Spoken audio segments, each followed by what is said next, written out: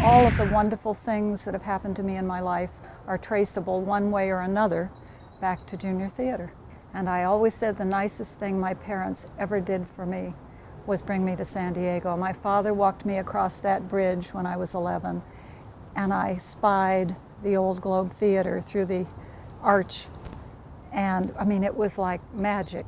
It changed my life. I mean, I've been here ever since. I joined junior theater when I was 11 years old. My dear friend Sharon Hoffer, she and I were in shows together, particularly The Wizard of Oz, when she was the iconic Dorothy in 1953. That was the first production of junior theater when it broke away from, it separated from the Globe, and then was under the auspices of the Park and Rec Department. There were a number of people. Victor Buono and I acted together. We used to get off the bus and walk through the park together, stop and get an ice cream cone. We did Aladdin and His Wonderful Lamp together, and I think it was in that production that I learned that you have to be on time. I think the director required that we drop a penny in the box or the jar, whatever it was, for every minute we were late to rehearsals. And I mean, a penny then mattered, and I didn't have a penny, and so I was on time. We were the junior theater wing of the old Globe Theater, not San Diego Junior Theater. I found out that there were readings for what was going to be a Christmas musical at the Globe, and it was called The Rose and the Ring. And so I was cast, and I was a woodcutter's child, and I was a fairy.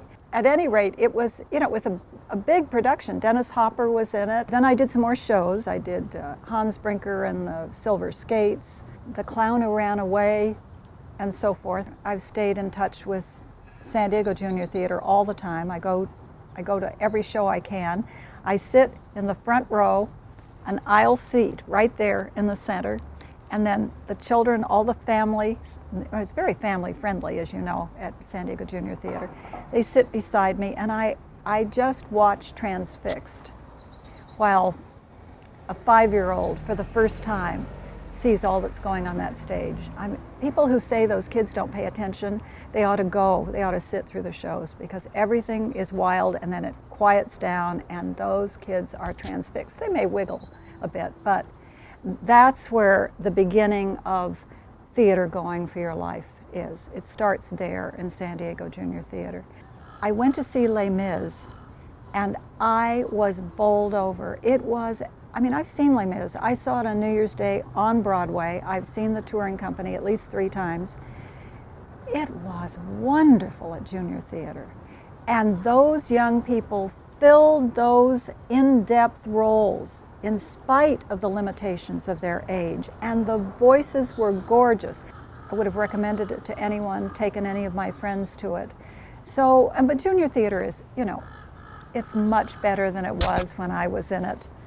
I don't mean to say that there wasn't talent. There was a lot of talent. A lot of people went on to do spectacular things, but the level, the quality, the attainment is way up here compared to what we did then.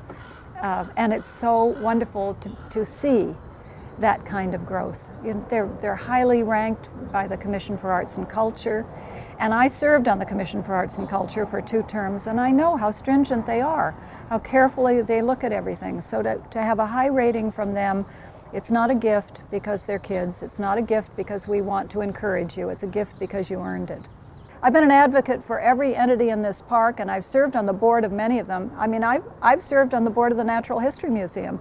I've produced and written scripts for many videos for Mingay International. I love them all, but of course Junior Theater has a special place in my heart. I've had the whole range of experiences, which is what theater gives you, and in theater, nobody cares.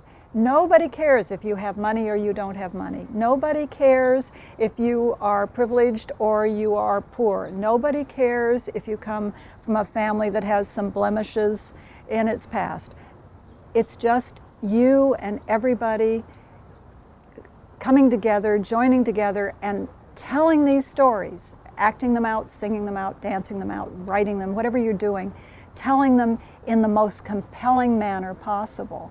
And Junior Theater gives that to you. Where do you think I learned all that? I learned it all at San Diego Junior Theater, and I learned to love people. If you are isolated, if you don't, it isn't that you don't want to reach out, it's that you don't know how to reach out. Probably you don't know how much trustworthiness. There's trust in theater. See, when you're on a stage, you can trust the people you're playing with. You have to. You have to trust one another. I'm deeply touched that I've been selected to receive this honor. The very first honors gala, I also was tremendously complimented by being asked to give the tribute to Craig Knoll, because of course that award was given to him posthumously. And I knew him, for a long, long, long time. So what an experience that was, to be able, that very first time, to pay tribute to the great Craig Knoll, never imagining in a million years that the next honors gala, I would be one of the recipients. To whoever was behind this, I say thank you. And to all of you who have attended this evening, I just never can express thank you. There are no words, and for me that's something, because I love to talk. There are no words available to me. Thank you, thank you, thank you.